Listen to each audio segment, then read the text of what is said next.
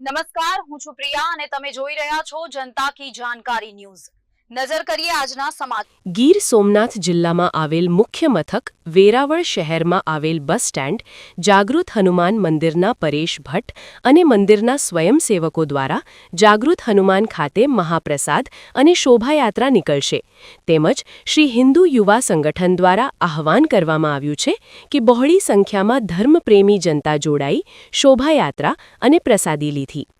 વેરાવળમાં ST bus સ્ટેન્ડના જાગૃત હનુમાન મંદિરે તેમજ સ્વ મોહનભાઈ કાંજી મેમોરિયલ ટ્રસ્ટ દ્વારા ગંભીરા હનુમાન મંદિરે પ્રમુખ શ્રી જીતુભાઈ મોહનભાઈ કુહાડા તેમજ ગુજરાત મેરીટાઈમ બોર્ડના ડાયરેક્ટર કિશોરભાઈ કુહાડા દ્વારા ભક્તિ અને શ્રદ્ધાનો ત્રિવેણી સંગમ જોવા મળેલ।